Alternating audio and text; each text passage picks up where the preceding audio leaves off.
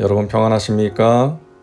오늘도 말씀과 함께 주님의 은혜 가운데 거하시기 바랍니다.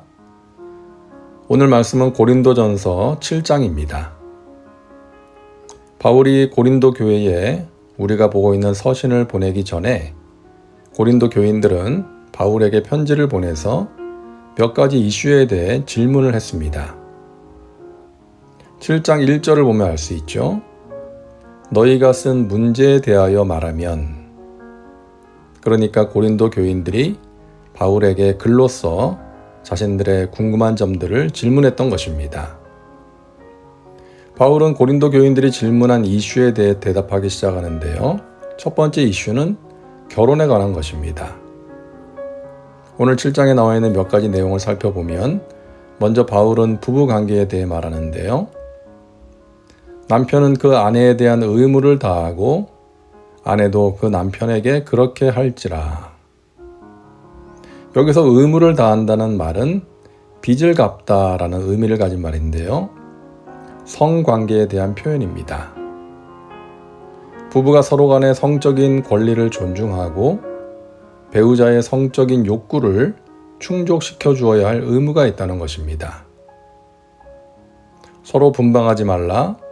다만 기도할 틈을 얻기 위하여 합의상 얼마 동안은 하되 다시 합하라. 이는 너희가 절제 못함으로 말미암아 사탄이 너희를 시험하지 못하게 하려 함이라. 서로 분방하지 말라. 이 말을 부부가 각방을 쓰면 안 된다는 것으로 생각할 수 있는데요. 요즘은 다양한 이유로 부부가 각자 다른 방을 쓰는 경우가 많지 않습니까? 그런 의미라기보다는 배우자의 성적 권리와 요구를 거부하지 말라는 의미입니다. 3절에서 말한 남편과 아내의 의무를 말하는 것이죠. 하지만 배우자의 성관계 요구를 거부할 수 있는 특별한 상황이 있는데 바로 기도할 시간을 얻으려고 할 때입니다. 기도할 틈, 그러니까 얼마 동안 누구의 방해 없이 기도에 집중하기 위한 시간입니다. 단 그 시간도 부부가 합의하에 가지라는 것이죠. 바울이 이렇게 권면하는 것은 고린도 교인들이 절제하지 못함으로 사탄의 시험에 빠지게 되는 것을 경계하는 것입니다. 부부 관계를 통해서만 성적으로 충족되어야 함을 강조하는 것이죠. 바울이 이렇게 부부간의 의무에 대해 강조하는 것은 고린도 교인들이 편지를 통해 질문한 내용 가운데 금욕주의적인 것이 있지 않았나 생각됩니다. 부부관계를 갖지 않는 것이 영적인 것이고 신령한 것이라고 생각하는 사람들이 있었던 것이죠. 거기에 대해서 바울이 반박하는 것입니다. 그렇게 하는 것이 경건한 삶이 아니다. 인간의 성적인 욕구는 지극히 자연스러운 것이고 하나님은 결혼한 부부관계를 통해 그 성적인 욕구를 충족할 수 있는 길을 열어주셨다는 것이죠. 그리고 부부는 그런 배우자의 성적 요구를 적극적으로 채워줘야 한다는 것을 말하고 있는 것입니다. 나는 모든 사람이 나와 같기를 원하노라. 그러나 각각 하나님께 받은 자기의 은사가 있으니 이 사람은 이러하고 저 사람은 저러하니라. 바울은 모든 사람이 자기와 같기를 원한다고 말하는데요.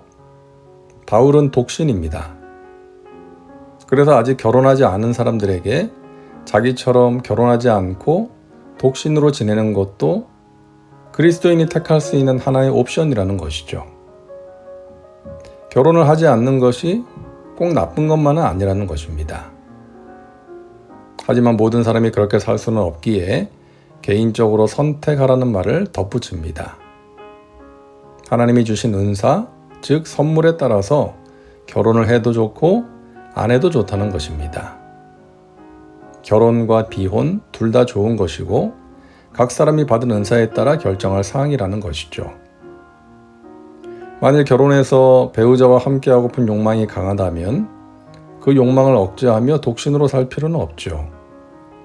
억제한다고 되는 것도 아니고요. 반대로 아무리 생각해도 누군가와 결혼해서 가정을 이루고 사는 것이 자기와는 맞지 않는다는 마음이 강한 사람들이 있습니다. 그런 사람들은 독신으로 살면서 기다리는 것이 좋다는 것이죠. 결혼하는 것이 그 사람을 향한 하나님의 뜻이라면 언젠가 결혼할 마음을 주실 것입니다. 결혼은 억지로 또는 서둘러서 할 수 있는 것이 아니기 때문입니다. 부모의 입장에서는 자녀가 나이가 들었는데도 결혼을 하지 않는 것을 보면서 안타까워하며 기도하는 분들이 많은데요. 물론 그런 부모의 마음이 충분히 이해가 됩니다. 하지만 무엇보다 자녀가 행복한 결혼 생활을 하는 것이 중요하기에 결혼을 무조건 서두르면 안 되고 사람을 선택할 때 신중하게 해야 한다는 것은 잊지 말아야겠습니다. 그리고 만약에 자녀가 결혼에 대한 생각이 아예 없다면 오늘 말씀을 통해 조금이나마 위로를 받으시면 좋겠습니다. 자, 바울은 자신처럼 독신으로 살라고 권하는 이유를 말하는데요. 너희가 염려 없기를 원하노라. 장가가지 않은 자는 주의 일을 염려하여 어찌하여야 주를 기쁘시게 할까 하되 장가간 자는 세상 일을 염려하여 어찌하여야 아내를 기쁘게 할까 하여. 장가가지 않은 사람은 어떻게 하면 주님을 더 기쁘시게 할 수 있을까를 생각하는데 장가간 사람은 어떻게 하면 아내를 더 기쁘게 할지를 생각한다는 것이죠. 남자가 결혼해서 아내와 행복한 가정을 이루고 가족을 위해 열심을 내는 것은 좋지만 그것이 과하면 하나님 섬기는 일을 등한시할 수 있다는 것입니다. 마음이 갈라지며 시집가지 않은 자와 처녀는 주의 일을 염려하여 몸과 영을 다 거룩하게 하려 하되 시집간 자는 세상 일을 염려하여 어찌하여야 남편을 기쁘게 할까 하느니라. 바울이 우려하는 것은 결혼한 사람의 마음이 갈라지는 것입니다.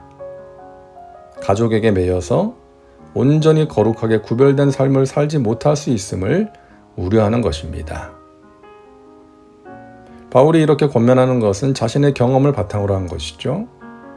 그는 부르심을 받은 사도로서 온전히 하나님께 집중하고 복음 전도의 사명을 감당하기 위해 결혼을 포기했습니다.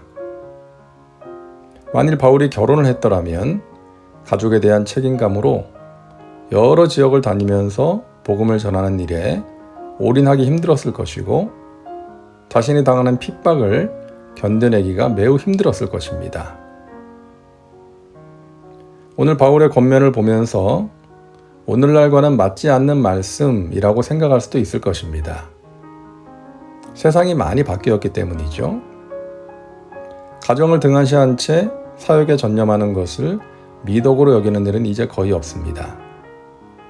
그래서도 안 되고요. 그리고 오늘날에는 오히려 결혼을 하지 않으면 목사 안수를 받지 못하는 제도가 있는 등 오늘 말씀과는 좀 거리가 있는 상황이다 보니까 그런 생각을 가질 수도 있습니다. 그리고 하나님이 허락하신 가정을 잘 돌보는 것이 주님의 뜻이고 그것이 주의 일이기 때문이죠.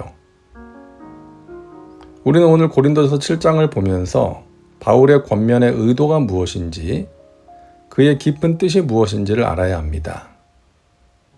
바울은 자신과 같이 독신으로 사는 것이 좋다고 말하면서도 꼭 그래야 한다고 하지는 않았어요. 각자 선택할 일이라고 했습니다. 그리고 그가 권하는 모든 것들은 주님의 기쁨이 되는 삶에 초점이 맞춰져 있습니다. 그래서 오늘을 사는 우리는 결혼을 포함한 모든 선택과 결정에 있어서 하나님의 뜻을 구해야 하고 근본적으로 우리가 행하는 모든 것들이 하나님의 영광을 위한 것이 되어야 한다는 것, 이것을 기억하면 되겠습니다. 기도합니다. 사랑과 은혜가 풍성하신 하나님, 오늘도 말씀과 함께 살게 하시니 감사합니다. 고린도전서 7장 말씀을 통해 결혼과 비혼, 그리고 이혼 등에 대한 말씀을 주셨습니다. 하나님께서 창조하신 가정의 아름다운 가치관이 많이 무너져버린 이 시대의 모습을 봅니다.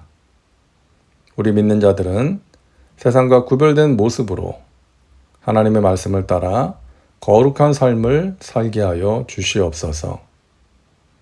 우리의 자녀들이 이 세상의 검은 흐름에 휩쓸려 가지 않도록 올바른 성경적인 가치관으로 무장하게 하시고 성령으로 충만하게 하옵소서. 우리 자녀들의 앞길을 주님께서 친히 예비하시고 가장 좋은 길로 인도하여 주옵소서. 예수님의 이름으로 기도하옵나이다. 아멘. 오늘도 말씀과 함께 은혜 가운데 거하시기 바랍니다. 여러분 사랑하고 축복합니다.